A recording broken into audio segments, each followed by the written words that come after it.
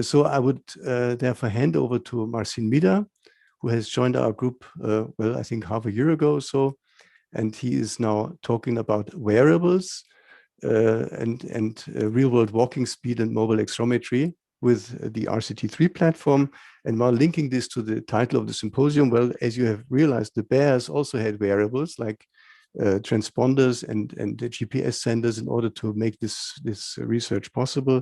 And here we're talking about also wearables that are used in humans. Okay, now Marcin, the stage is yours.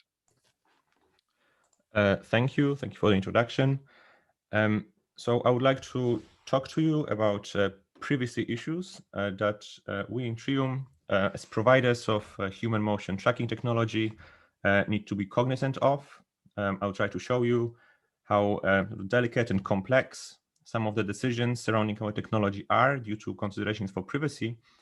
And on the example of our newest platform, RCT3, that you can see on the picture here, also give you an example of what it means to collect too much data. Okay, so let's start with the extreme. So we all heard in the media about multiple breaches in the past. The ones that usually make it to front pages are some mammoth companies with tens of thousands of employees worldwide with teams dedicated solely to security. Here I just list a couple of examples. So, I mean, you probably have heard about them. I mean, Adobe, eBay, Yahoo, the recent Cambridge Analytica scandal. I am not going to discuss the risks of data breaches, but I want to emphasize that the presence of them is very real, and that even the largest, the more well-equipped companies to dealing with them are not invulnerable to some attacks. Additionally, today, in order to do virtually anything on the internet, we need to give up some information about us, to use a search engine or to shop online. We have to agree to a list of trackers. And then on top of that, data that we are willingly leaving ourselves on the internet.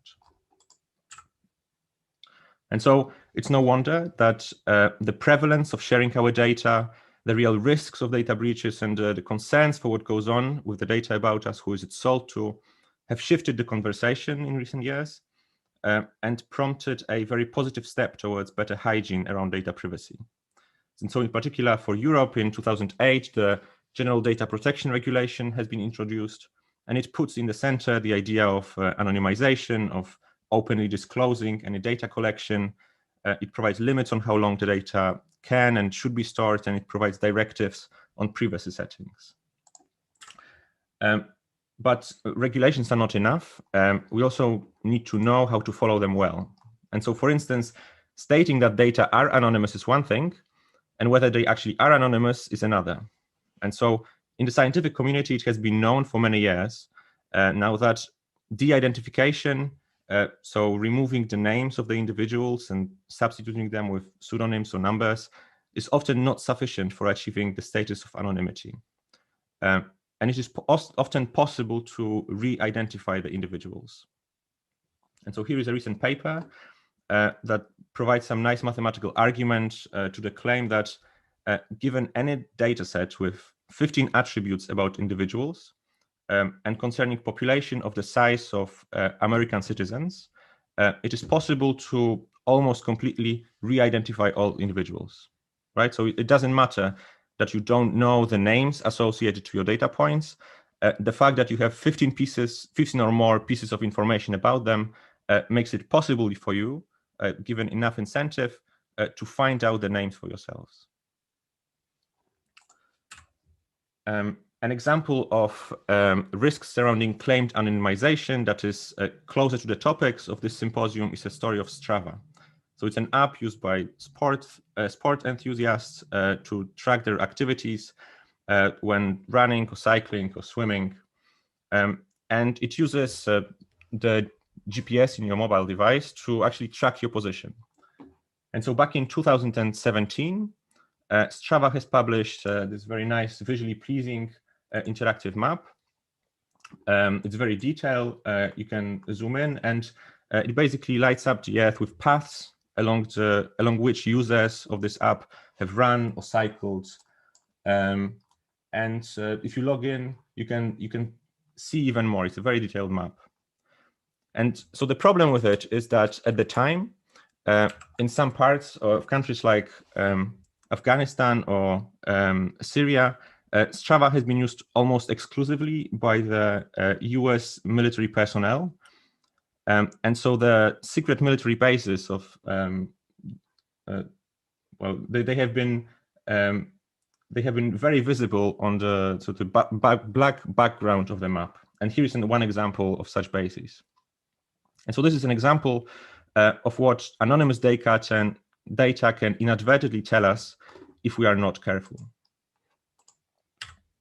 Okay.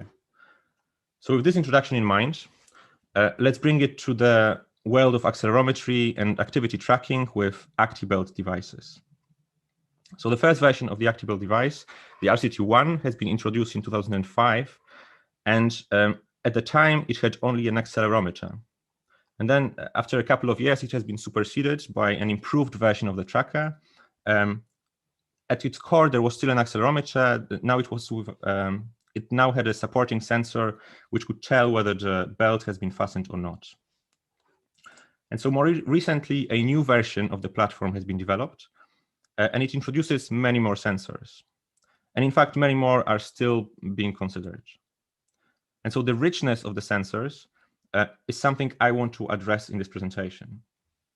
Because on one hand, we want to have more and better sensors, right? They would allow us for the development of better algorithms that could provide us with much more detailed insights into the types of movements, better speed estimations, help us with detecting gait abnormalities, and many more. And so the potential benefits to medicine and research are certainly there. However, we must be aware of the risks that such use of multiple sensors is burdened with. And I want to illustrate some of those risks to you. So the goal of collecting data with the accelerometer within the context of tracking daily activities of patients, well, is to have an objective measure on the level of activity, so level of fitness. What is not of interest is trying to track the position of a person, right? To know where they are, what they did, etc. This information is considered private, and it is supposed to remain inaccessible. Not only that, it can also undermine the anonymity of the subjects altogether, right? If I'm able to follow somebody on the map, I'm probably able to identify them. And so, as I said, RCT1 and RCT2's core sensors have been accelerometers, and the devices know nothing about where they are in the world. Okay, they are lonely devices disconnected from it. They only know how the device is moving. And at this point, you might say, well, hang on. From high school physics, we know that given initial conditions, we can take a double integral of acceleration to compute the position, and in so transform any accelerometer into effectively a tracking device. We don't need any GPS. And so are we inadvertently gathering more information than we need to? Well, the answer is no. And the reason is that actually performing this calculation exactly is close to impossible with given sensors. And the reason is presence of noise. So here's an example of a recording with an acceleration signal. And on the right, you can see a pattern of steps. In the middle, I was just putting on a belt. And prior to 15 hours, 40 minutes, and I think 33 seconds, the device was laying still on the table. It was not moving. And so the acceleration should be just constant. However, if you zoom in, you can see that the signal is actually not flat. There are some tiny fluctuations happening. There are some also random drifts that are more difficult to visualize. But all these types of noises are superimposed on the signal. And it turns out that this randomization is enough to render any attempts of using solely the acceleration signal for position tracking virtually futile. However, as I said to you before, the RCT3 has been equipped with many more sensors, right? None of these newly introduced sensors are able to track the position of a person on their own. However, as one wise philosopher once wrote, or something close to it, the whole is greater than the sum of its parts. And indeed, the sensors in the RCT3 nicely complement each other. So the magnetometer conveys some information about the absolute orientation. The accelerometer provides information about the change in velocity and position, and also up and down orientation. The gyroscope says something about the rotational velocity. So all these sensors provide different views into how a person is moving. Okay, and this multi-view perspective allows you to massively reduce the noise, and it actually is possible to come up with an algorithm that estimates the position of a person fairly well. And so here is a small demo I prepared. I went for a walk around the block, and I took an appropriately configured RCT3 device, and I marked the starting position on a map, and I started walking. And so on the left, you can see a trajectory. You can also see the steps I'm taking and the reading, well, the estimate of my speed, and it's all estimated based on the data from the RCT3. And the additional input I gave it was the starting and ending position of my walk. And on the right, you can see me walking. Okay, they are synchronized, and as you can see, the agreement is quite close, right? And the data from RCT3, it doesn't contain any positional information. It only tells how the device, what are the forces exerted on the device. And so here is the entire walk. I was able to estimate around the block. I also went to a shop. I started here, went around, well, went along roads, went to a shop, came back. Well, the other day I also went around blocks. And all of these have been estimated based only on the data from the RCT3, right? No positional information has been given beyond providing the starting and ending position. And of course, in a real setting of a clinical study, knowing a starting position is not that big of an ask, right? It's most likely a clinic. And perhaps this is not even needed. Perhaps after you compute the trajectory, maybe it's possible to fit it to a map like a puzzle piece. This is still not clear. It's still under research. And I just want to leave a warning here because the combination of the sensors I used is not uncommon in the industry. So many providers also use these on top of some other sensors. And of course, whether it is possible to similarly recover the trajectory using devices of other vendors is not clear. It is subject to the quality of the sensors, the positions at which the device was worn. But I think anyone who uses this combination should be trying to actively answer the question of whether the data are actually telling more than they need to. So what can be done in such a scenario? Well, for once, sensors should be smart. They should be able to turn on and off on demand. They should monitor if the data is too rich and could turn some of the sensors off for privacy purposes. They could inject some random noise as well. And at the company, we are also continuously developing and improving not only algorithms that estimate the walking speed and cadence and other outcomes of interest, but also those that try to exploit the data. And we do that so that we are aware of the boundaries for what type of data we can collect, right? And sometimes, well, we might make a decision that certain sensors simply cannot be included, and that would be a GPS.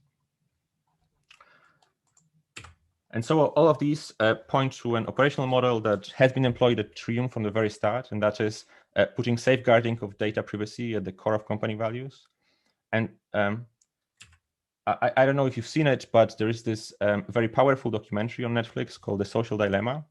It's about something that we are all aware of, how tech giants behind social media have become these very powerful machines that are simply driven by wrong incentives, right? And of course, the positive effects that they had on the world are undeniable. But at the same time, they have also created environments that are hugely detrimental to society, and especially to children and teens. And I think one of the most important messages is that all of this has happened despite the best intentions of very smart people that have created these tools. And so I think the lesson to be learned is that we should be very proactive in trying to avoid making analogous mistakes in our fields. That's it. So Marcin, thank you very much. Great talk. Now I have two comments or questions are related to previous talks. So on the one hand, it's linked to DLR and space research. So many years ago, 10 or 15 years ago, in an interaction with NASA, there was an interest actually to have tracking devices that help people on the Mars surface to navigate when there is a sandstorm. Because there is no GPS, and at that time there was a question: are sensors good enough, and is the noise slow enough in order to be able to do this, to tell people when they've left their spacecraft how to find back home? I mean, there has been a movie about this, as you know. And the question is, do you think with this new technologies such a thing would be possible? The other question is for bear research. Well, we have learned that GPS is not helpful because of the snow covering the bear. And also here the question is, could that be an application to equip now bears with multi-sensor platforms, which would be easier to deal with rather than the tracking devices they've been using? Well, the market obviously is not so big as we've heard, because there's just one group, but out of scientific interests, I'm asking this question. So I think, yes, in principle, it would be possible. I think a lot of research would need to be invested into doing this, because some parts of, say, the algorithms here, they rely on the fact that it's a human walking. There's some information about the pattern of gait is that is characteristic to humans is used in these algorithms, and so this would need to be translated to bears and the humans in space, right? But yes, I think, and then additionally, if you it would be quite beneficial to also have, say, in space, to have these higher grade sensors that are not needed, say, here, where we also can guide these paths using some additional algorithms along roads, say, and reduce the noise even further. But yes, I think both are in principle possible. Mm-hmm. And a third area of application that they've mentioned was actually for fire extinguishing, or for firemen, if they have to go into buildings and there's lots of fire and smoke and so on, how they could navigate, or how the outside managers could somehow tell them where to go. So in indoor navigation. And I think this is more advanced and probably also more easier if you have some idea about the typical structures in a building. Mm-hmm. Now, Jörn, I mean, you may have some internal knowledge about this. Just a joke, Martin. I mean, if you want to use this on the Mars, of course, you have to redesign your algorithms because of the different gravity, I think. Yeah, but that's just a scaling factor. Yeah. Well, we've seen in the children that sometimes, you probably have to rework the algorithm a little bit. Yes. Well, so magnetometer picks up the Earth magnetic field that would need to be, of course, changed. Okay. All right. But in this context, maybe last question now to Jörn. So your expectation, so when is going to be the first man or woman on Mars? You ask me? Yes. No idea. Okay. I hope to see it. I'm sure I will see another person, the 13th person on the moon. I'm sure I'll still see it. My health is good enough. For the Mars, I'm not sure whether I'm healthy enough. I need to walk more, probably. Okay. Then, well, any other questions? I don't see any hands up. Yeah. So then, Marcin, thanks again for this nice talk.